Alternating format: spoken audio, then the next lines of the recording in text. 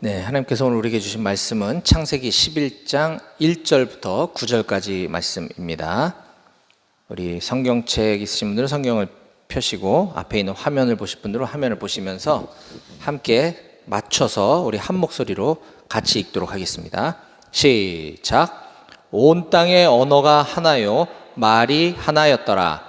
이에 그들이 동방으로 옮기다가 시날 평지를 만나 거기 거류하며 서로 말하되 자 벽돌을 만들어 견고히 굽자 하고 이에 벽돌로 돌을 대신하여 역청으로 진흙을 대신하고 또 말하되 자 성읍과 탑을 건설하여 그 탑 꼭대기를 하늘에 닿게 하여 우리 이름을 내고 온 지면에 흩어짐을 면하자 하였더니 여호와께서 사람들이 건설하는 그 성읍과 탑을 보려고 내려오셨더라. 여호와께서 이르시되 이 무리가 한 족속이요 언어도 하나이므로 이같이 시작하였으니 이후로는 그 하고자 하는 일을 막을 수 없으리로다. 자 우리가 내려가서 거기서 그들의 언어를 혼잡하게 하여 그들이 서로 알아듣지 못하게 하자 하시고 여호와께서 거기서 그들을 온 지면에 흩으셨으므로 그들이 그 도시를 건설하기를 그쳤더라. 그러므로 그 이름을 바벨이라 하니 이는 여호와께서 거기서 온 땅의 언어를 혼잡하게 하셨음이니라. 여호와께서 거기서 그들을 온 지면에 흩으셨더라. 아멘. 예, 이번 주도 굉장히 무더운 날씨 속에서 여러분들 임무 수행하느라 굉장히 수고가 많으셨습니다. 저쪽 배고 포병대대는 보니까 코로나가 다시 아마 유행인 것 같던데 많은 용사들이 확진이 돼서 오늘 예배드리러 못 나왔더라고요. 우리 방공중대는 괜찮은가요? 안전한가요? 감사하네요. 예. 우리가 인원이 많지 않은 부대에서 확진자가 나오면 임무 수행이 불가능하잖아요. 그래서 우리의 의지대로 이게 전염병이 오고 안 오고 하는 것은 아니지만 그럼에도 불구하고 우리가 건강관리에 좀 각별히 유의해야 되겠다 하는 생각이 듭니다. 특히 이런 무더위 속에 온열 질환도 지금 많은 문제로 이슈가 되고 있는데 건강관리 좀 잘해 주시기 바라고, 오늘 좀 일찍 와서 준비가 됐으면 좋았을 텐데 이게 에어컨이 늦게 가동이 되느라고 예배가 끝날 때쯤 되면 아마 시원해지지 않을까 하는 안타까움이 좀 있습니다. 네. 우리는 지난 시간에 창세기 10장 말씀을 통해서 인류가 땅에 흩어져 번성하게 되는 말씀의 성취라는 제목으로 말씀을 나눴는데요. 한마디로 창세기 10장은 노아의 세 아들 셈과 함과 야벳의 족보에 대한 기록으로 가득 차 있습니다. 그래서 이 창세기 10장은 설교하기가 쉽지 않은 본문인데 그럼에도 불구하고 이 셈, 함, 야벳의 족보를 성경이 왜 기록했을까라는 부분에 대해서 우리가 좀 살펴보았습니다. 먼저 2절에서 5절 지난 시간 복습입니다. 2절에서 5절까지 말씀은 셋째 아들인 야벳의 족보가 기록되어 있습니다.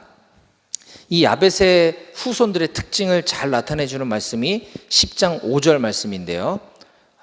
제가 읽어드리겠습니다. 10장 5절입니다.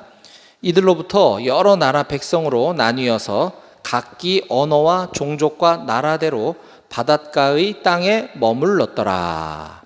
여기 바닷가의 땅에 머물렀다 했을 때 이 바닷가의 땅이란 세상에서 가장 먼 곳을 표현하는 관용적인 표현입니다.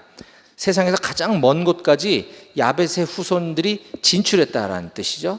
자, 이것을 통해서 우리가 얻을 수 있는 교훈은 창세기 9장 1절에 생육하고 번성하여 땅에 충만하라 라는 하나님의 명령과 또 창세기 9장 27절에 하나님이 야벳을 창대하게 하사 셈의 장막에 거하게 하시고 가나안은 그의 종이 되게 하시기를 원하노라 라고 하였던 이 하나님의 약속이 성취되어져 가는 과정을 우리들에게 보여주고 있다라는 것입니다. 따라서 우리도 약속의 후손인 약속의 자녀인 우리도 마찬가지로 땅끝까지 우리가 번성하게 될 뿐만 아니라 그것이 곧 예수 그리스도의 증인이 되어 땅끝까지 복음을 전하는데 우리 모두가 그렇게 쓰임받았으면 좋겠습니다. 자, 이제 두 번째 6절에서 20절까지는 노아의 둘째 아들인 함의 후손에 대한 족보가 기록되어 있습니다. 이 함의 후손에 대한 특징을 가장 잘 나타내주는 장면이 8절과 9절인데요. 자, 10장 8절과 9절을 또 제가 읽어드리겠습니다. 구스가 또 니므롯을 낳았으니 그는 세상의 첫 용사라. 그가 여호와 앞에서 용감한 사냥꾼이 되었으므로 속담에 이르기를 아문은 여호와 앞에 니므롯같이 용감한 사냥꾼이로다 하더라. 여기 8절과 9절을 우리 개역개정 한글 성경으로 읽으면 이 본래의 뜻이 잘 전달이 안 되어집니다. 이거를 보면 니므롯은 굉장히 용맹스럽고 용감하고 씩씩하고 여호와 앞에서 바른 사람처럼 읽히는데 실은 그 정반대라 그랬습니다. 여기 니므롯이라고 하는 사람의 이름 뜻은 반역자라는 뜻이고요. 여기 세상의 첫 용사라 했을 때 그 용사는 우리 현역병들을 용사라고 얘기할 때 그 용사가 아니고 이것은 포악한 자라는 뜻입니다. 포악한 자. 용감한 사람, 용맹스러운 사람이 아니고 포악한 자라는 뜻의 단어를, 히브리어 단어를 한글로 번역하면서 이걸 용사라고 번역을 했어요. 그래서 이건 조금 잘못된 번역인데 포악한 자라는 뜻이고, 또 9절에 그가 여호와 앞에서 용감한 사냥꾼이 되었다. 이것도 마치 코람데오 여호와 하나님 앞에서라는 뜻으로 읽히지만 그것과 정반대로 여호와께 대항하여, 영어로 against라고 하는 뜻이라 했습니다. 여호와께 대항하는 포악한 사냥꾼이 되었다, 이렇게 번역을 해야 되는 것입니다. 따라서 이 함은 우리가 조금 더 기억을 더 거슬러 올라가면 그 하나님께서 특별히 선택해서 홍수 가운데 구원해 주시고 새로운 새 창조의 역사를 시작하신 그 노아, 하나님께서 택하신 그 노아의 자식들 중에 한 명인 함이, 비록 아버지 노아가 실수로 음주가 너무 심해서 벌거벗고 이런 흉측한 모습을 하고 있었지만, 그럼에도 불구하고 하나님이 택하신 노아를 아들로서 그 수치를 가려주었어야 마땅하거늘 이 함이라는 아들은 그것을 가서 형 동생한테 막 떠벌리고 막 아빠 봐라, 아빠 구경하러 가자 이랬던 나쁜 아들이었던 것이죠. 그래서 그 후손으로부터 이 니므롯과 같은 괴물이 등장하게 된 것입니다. 이걸 통해서 우리가 깨달아야 될 교훈은 그 니므롯처럼 우리가 가진 능력이 뭐 엄청 큰 능력, 많은 능력을 갖고 있고 안 갖고 있고 한 것이 중요한 게 아니라 하나님 앞에 그것을 어떻게 잘 사용하는가가 중요하다라고 함께 말씀을 나눴었습니다. 자, 이제 지난 시간 세 번째 셈의 족보가 10장 21절 이하에 기록되어 있는데요. 셈에게는 5명의 아들이 있다고 22절에 그 5 아들들의 이름을 모두 다 소개해주고 있습니다. 그런데 창세기 저자는 그 중에서도 세 번째 아들인 아르박삿을 콕 집어서 아르박삿의 후손들에 대해서만 쭉 계보를 이어서 기록해주고 있습니다. 자, 22절입니다. 셈의 아들은 엘람과 아수르와 아르박삿과 룻과 아람이요, 이렇게 5명의 아들이 있죠. 24절 아르박삿은 셀라를 낳고 셀라는 에벨을 낳았으며 하면서 쭉쭉쭉 이렇게 아르박삿만 지금 콕 집어서 계보를 이어져 내려가는 그 이유는 바로 오늘 살펴볼 본문 11장에 등장하는 아브람, 믿음의 조상이라고 하는 그 아브람이 바로 이 아르박삿의 후손의 계보를 따라 태어나기 때문인 것입니다. 이처럼 셈의 후손에 관한 족보를 통해서 우리가 얻을 수 있는 교훈은 우리도 셈처럼, 셈이 그 세 아들 중에 가장 큰 축복을 받았죠. 하나님께서 복 주시는, 하나님께 귀하게 사용되는 신실한 믿음의 백성으로, 믿음의 후손으로 기록되는 인생이 되어야 되겠다라는 말씀을 지난 시간에 나눴습니다. 자, 이제 오늘은 창세기 11장 말씀을 살펴보도록 할 텐데요. 오늘 계속 이어지는 창세기 연속 강해 설교 오늘 16번째 시간입니다. 오늘 말씀의 제목이 앞에 나와 있는데요. 함께 다시 한번 읽어보도록 하겠습니다. 시작. 인간의 반복되는 죄와 하나님의 일하심. 네. 창세기 11장은 크게 두 파트로 나눠져 있습니다. 전반부 1절에서 9절까지는 우리가 오늘 거기까지만 읽었는데요. 바벨탑 사건, 우리가 많이 들어서 알고 있는 바벨탑 사건에 대한 이야기가 기록되어 있고요. 하반부인 10절에서 32절은 또다시 셈의 족보가 기록되어 있습니다. 우리 방금 전에 이야기했던 창세기 10장 21절에서 마지막 절까지가 바로 셈의 족보에 대한 기록이었는데, 중간에 바벨탑 사건의 이야기가 언급이 살짝 되고 다시 이어서 또 셈의 계보가 또 등장을 합니다. 자, 이것들을 통해서 오늘 하나님께서 오늘 우리에게 주시는 교훈을 발견하는 시간이 되길 바랍니다. 자, 본래 인류는 최초에 언어가 하나였다라고 성경이 기록해주고 있습니다. 1절입니다. 온 땅의 언어가 하나요, 말이 하나였더라. 그렇죠. 처음에는 이렇게 언어가 하나여서 모든 사람들이 다 의사소통이 가능했는데, 이제 오늘날 우리는 한국어, 영어, 중국어, 일본어, 프랑스어, 스페인어, 독일어 등등등 이렇게 서로 다른 수많은 언어들 때문에 서로 의사소통에 어려움을 겪고 있습니다. 왜 이런 일이 생겼는지를 오늘 성경이 우리들에게 가르쳐주고 있는 것이죠. 자, 처음에 온 땅의 언어가 하나였을 때에는 어떤 강력한 절대 권력이 등장하게 되고, 그 절대 권력을 중심으로 어느 지역에 자리를 잡고 도시와 국가를 건설해서 거대한 문명을 이룩하게 됩니다. 그 이야기가 2절부터 4절까지 나오는데요. 자, 이에 그들이 동방으로 옮기다가 신할 평지를 만나 거기 거류하며 서로 말하되, 자, 벽돌을 만들어 견고히 굽자 하고, 이에 벽돌로 돌을 대신하여 역청으로 진흙을 대신하고, 또 말하되 성읍과 탑을 건설하여. 일단 여기까지 보면 마지막 4절에 탑이라고 표현된 이 단어는 크게 됨, 큰, 자랑 이런 뜻을 가지고 있습니다. 즉, 이들이 건축하고자 하는 것이 얼마나 크고 대단하고 스스로에게 자랑거리를 삼으려고 했던 건축물인지를 보여줍니다.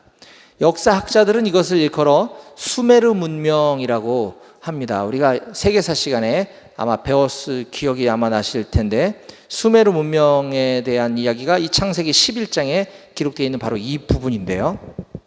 그렇다면 이들이 이 건축물, 크고 자랑거리 삼을 만한 이 탑을 건설하려고 했던 목적이 무엇이었을까요? 그것에 대해서 4절 하반절에 이렇게 우리들에게 가르쳐 줍니다. 그 탑 꼭대기를 하늘에 닿게 하여 우리 이름을 내고 온 지면에 흩어짐을 면하자. 이것이 이 탑을 건설한 목적이라는 것이죠. 자, 첫 번째 하늘에 닿게 하고, 두 번째 우리 자기들의 이름을 내기 위해서고, 세 번째 흩어지지 않으려고, 이것이 목적이었다는 것이에요. 자, 첫 번째 하늘에 닿게 하는 것. 아무리 높은 건축물을 지은다 한들 우리가 만든 탑이나 빌딩이 하늘에 닿을 수가 있나요? 그건 불가능한 일입니다. 이렇게 하나님께 스스로의 노력으로 하나님께 나아가려고 하고, 또 하나님과 같이 높아지려고 하는 인간의 욕망, 이것이 바로 교만이고 죄의 뿌리에 근거를 하고 있다는 것이죠. 두 번째, 우리 이름을 내고, 우리가 열심히 하나님 앞에 신앙생활하고 세상에서 최선을 다해서 열심히 노력하며 살다가 우리 이름이 높아지고 우리 이름이 유명해지는 건 그렇게 나쁜 것은 아닙니다. 하나님의 복 주신 거니까는요. 하지만 이 목적과 동기 자체가 내 이름을 알리고 내가 스스로 높아져서 내가 영광을 얻으려고 하는 것들, 이것은 바로 죄라고 하는 것이죠.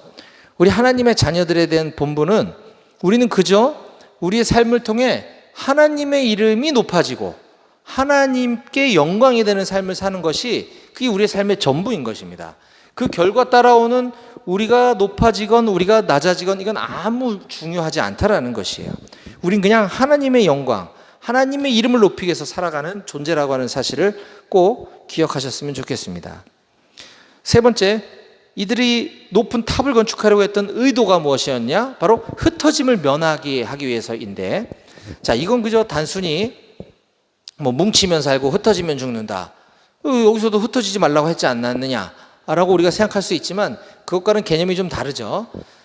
우리가 이 이승만 대통령께서 하신 말씀이잖아요. 뭉치면 살고 흩어지면 죽는다. 이것은 우리 민족이 정말 하나로 똘똘 뭉쳐서 외세의 그 압력, 핍박에서 우리 민족이 뭉쳐야 된다는 의도로 한 이야기고, 여기서는 전혀 그런 맥락의 이야기가 아닙니다.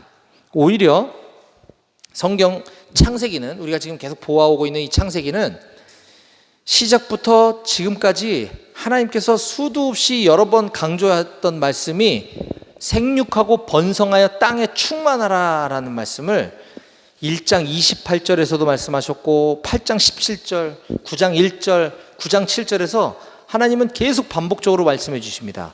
생육하고 번성하여 땅에 충만하라. 땅에 충만하기 위해서는 흩어져야 되는 것이에요. 그런데 거꾸로 지금 이 바벨탑을 건설하는 이 사람들은 우리가 흩어지지 말자라고 지금 이야기하고 있는 것입니다. 이처럼 인간 문명의 발달과 과학기술의 발전은 우리가 하나님 주신 축복인데 이걸 잘 활용해야 되는데, 이것이 하나님을 거스르는데, 하나님의 말씀을 거역하는데 쓰여지고 있는 것들을 우리가 오늘 말씀을 통해서 살펴봤습니다. 근데 이것은 안타깝게도 동서고금을 막론하고 우리 인류의 역사 가운데 수도 없이 이런 사례들을 많이 보아오게 됩니다.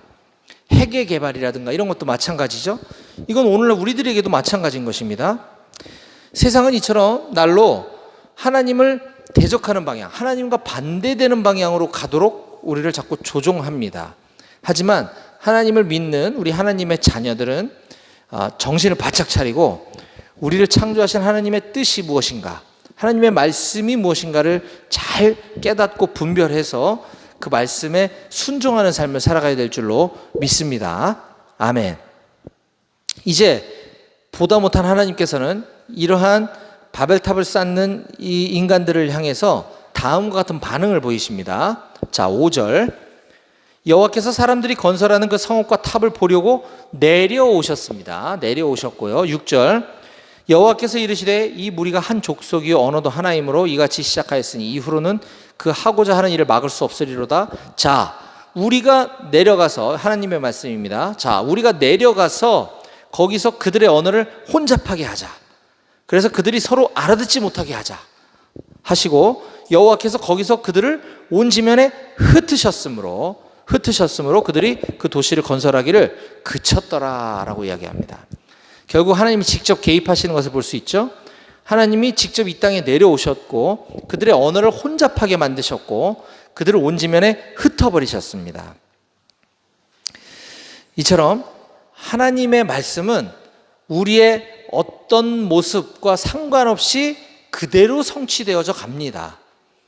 아까 말씀드린 생육하고 번성하여 땅에 충만하라 라고 축복의 명령을 하신 그 하나님의 말씀은 결국 이런 방법으로 성취되는 것을 우리가 봅니다. 안타깝지만 이건 마찬가지로 저 훗날 신약 시대에서도 동일하게 이루어지는 것을 보게 되는데요.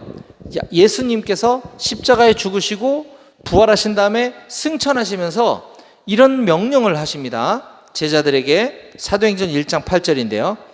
오직 성령이 너에게 임하시면 너희가 권능을 받고 예루살렘과 온 유대와 사마리아와 땅 끝까지 이르러 내 증인이 되리라 라고 말씀하십니다. 똑같은 명령이죠. 너희는 땅 끝까지 흩어져서 내 증인이 되라 라고 하신 예수님의 명령에 즉각적인 반응을 보인 것이 아니라, 이렇게 시작된 초대교회는 처음에는 물론 이제 믿음이 성장하고 초대교회가 부흥하고 하는 모습을 보이다가 후에 사도행전 5장에 가면 초대교회는 우리가 아는 것처럼 서로 가진 물건을 서로 나누고 쉐어하면서 같이 한 가족처럼 먹고 쓰고 마시고 같이 지냈어요. 그러니까 내 거 네 거가 없었던 거죠. 그런데 아나니아와 삽비라라고 하는 부부가 살짝 욕심이 들어오면서 이제 자기들 배불릴 거를, 올바른 표현인지 모르겠지만 삥땅 치고 일부만 교회 앞에 내놓는 죄를 범하면서 이런 이제 죄가 들어오기 시작을 합니다. 그리고 교회가 이제 커지고 많은 사람들이 몰려들기 시작하자 헬라파 유대인들, 즉 그리스 계열의 유대인들 분파와 정통 히브리파 유대인들, 헬라파 유대인들과 히브리파 유대인들이 서로 너 육사 출신이니 너 학사 출신이니 이러면서 분파 만들고 다투지는 않겠지만 이렇게 분파를 나눠서 교회가 분열이 되고 갈등과 다툼이 생기기 시작합니다. 자, 그 와중에도 베드로 사도나 스데반 집사님과 같은 성령 충만한 분들을 통해서 하나님 말씀이 계속 전파되기는 했지만 여전히 예루살렘 안에서만 말씀이 전해지고 교회가 세워지고 그 가운데 죄와 타락이 시작되고 이렇게 되자 아까 사도행전 1장 8절에서 예수님이 말씀하신 예루살렘과 온 유대와 사마리아 땅끝까지 흩어져서 내 증인이 되라라고 하신 이 말씀이 결국은 8장에 가서 어떻게 성취되는가 하면 그 스데반 집사가 순교를 당하고 예루살렘 교회가 박해를 당하면서 흩어지게 되는 일들이 생깁니다. 8장 1절인데요. 사울은, 이 바울이 지금 회심하기 전에 이름이 사울이죠. 사울은 그가 죽임당함을 마땅히 여기더라. 그러니까 그 스데반 집사가 죽은 것이 당연하다라고 여겼다는 거예요.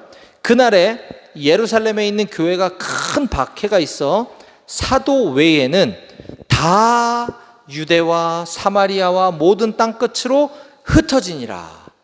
결국 하나님의 말씀은 어떻게든 저떻게든 이루어질 수밖에 없다라는 것입니다. 이처럼 구약 창세기에서도 신약 사도행전에서도 오늘날 우리들의 삶 가운데서도 하나님의 말씀은 우리의 태도나 우리의 행동, 순종, 우리가 순종을 하든 불순종하든 아무 상관없이 하나님께서는 하나님의 말씀을 반드시 이루어 가신다라고 하는 사실을 꼭 잊지 말아야 합니다.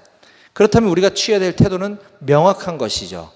하나님의 말씀에 기쁘고 감사하는 마음으로 자원해서 순종하는 삶을 살아가야 될 줄로 믿습니다. 아멘.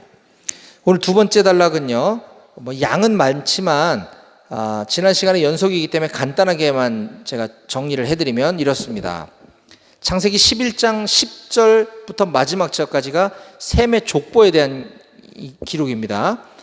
이것은 10장 뒷부분에 나오는 셈의 족보와 같습니다. 그런데 아주 자세히 들여다보면 중간에 흘러가다가 약간 비틀어지는 장면이 나오긴 하는데 대세에는 전혀 문제가 없습니다. 왜냐하면 결국은 아브라함을 출현시키기 위한 계보라는 것이 이것의 핵심이거든요. 이 지난주의 말씀에서도 이 셈의 족보에서 우리가 얻을 수 있는 교훈은 믿음의 후손, 믿음의 조상인 아브라함의 등장이라고 했는데 그것이 10장에선 보이지가 않았단 말입니다. 근데 이제 그게 바벨탑 사건을 살짝 건너뛰어서 오늘 본문에서 이제 이렇게 등장을 하게 되는 것이죠. 27절입니다. 데라의 족보는 이러하니라. 이게 지금 10절에 셈의 족보는 이러하니라부터 쭉쭉쭉쭉 흘러내려와서 데라까지 온 겁니다. 데라의 족보는 이러하니라. 데라는 아브람과 나홀과 하란을 낳고 하란은 롯을 낳았으며 하란은 그 아비 데라보다 먼저 고향 갈대아인의 우르에서 죽었더라.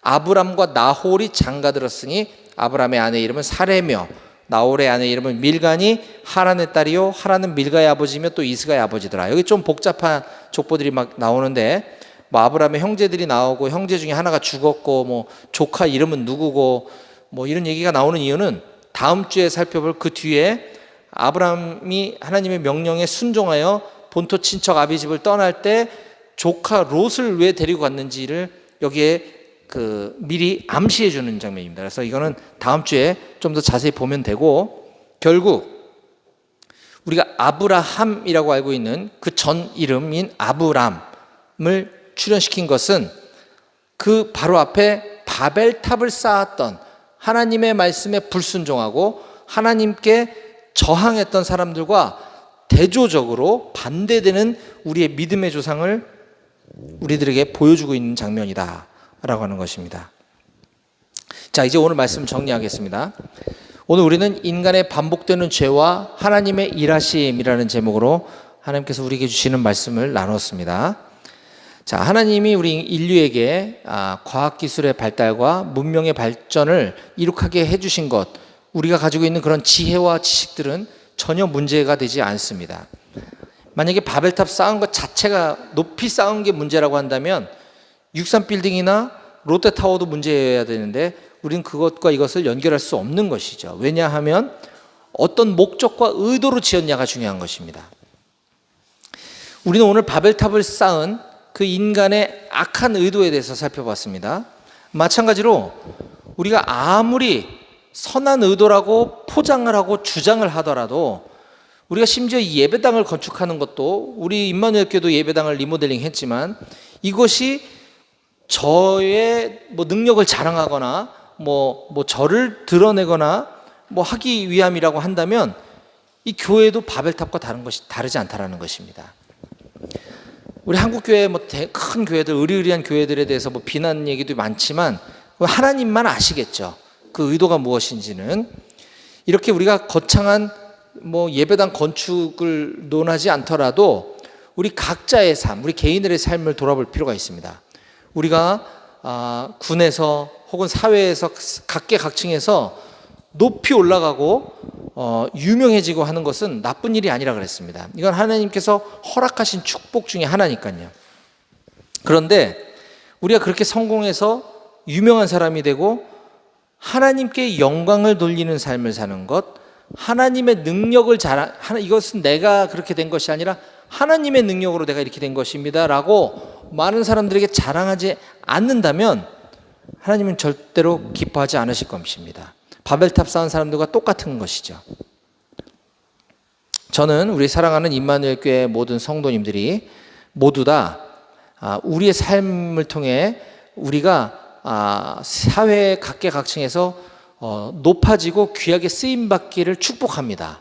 하지만 하나님이 그렇게 허락하시든 허락하시지 않든 상관없이 우리 모두는 우리의 삶을 통해 오로지 하나님의 영광만 드러내고 하나님의 이름만 높여드리는 삶을 다 살아가시기를 주님의 이름으로 간절히 축원드립니다. 아멘. 기도하시겠습니다.